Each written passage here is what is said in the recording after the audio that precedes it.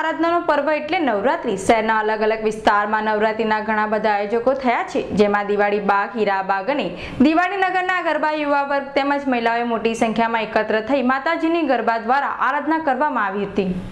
પ્રાચીન સમયથી જ ગરબાની તાલ અને ગરબાના શબ્દો દ્વારા માતાજીની ભક્તિ થતી આવી છે, જેમાં પૌરાણિક ગ્રંથો અને ધાર્મિક પુસ્તકોમાં પણ ગરબામાં એક તાળી અને બે તાળી ગરબાનું ઘણું મહાત્મ્ય વર્ણવવામાં આવ્યું છે।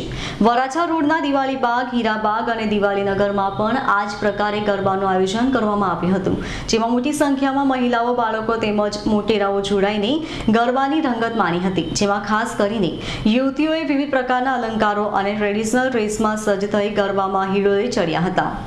ઈશ્વરનગર સોસાયટી છે, આમાં નવદુર્ગા માનો કાર્યક્રમ કરે છે। કેવી રીતે મનાવો? અમે અમારે સોસાયટીમાં નવદુર્ગા માનો કાર્યક્રમ પણ કરીએ છીએ। નવરાત્રી આપણે શા માટે કરીએ છીએ? નવરાત્રી આપણે એકતા માટે કરીએ છીએ। આપણી સોસાયટીમાં સદભાવના રહીએ છીએ। નવરાત્રીના પ્રથમ દિવસે શહીદોને શ્રદ્ધાંજલિ આપી અમે એવું વિચારીએ છીએ ભાગરૂપેથી કે હમણાં ગાંધી જયંતિ ગઈ છે, ગાંધીજીનું સૂત્ર હતું કે સ્વચ્છતા ત્યાં પ્રભુતા। અમે અમારી સોસાયટીને સ્વચ્છ રાખીએ એ પણ એક જાતિ દેશ સેવા છે। ઈશ્વરનગર સોસાયટીમાં નવદુર્ગા માનો કાર્યક્રમ પણ કરવામાં આવ્યો છે। કેમેરામેન નિખિલ વકાની સાથે વિશ્વાસ બારીસ, સુરત।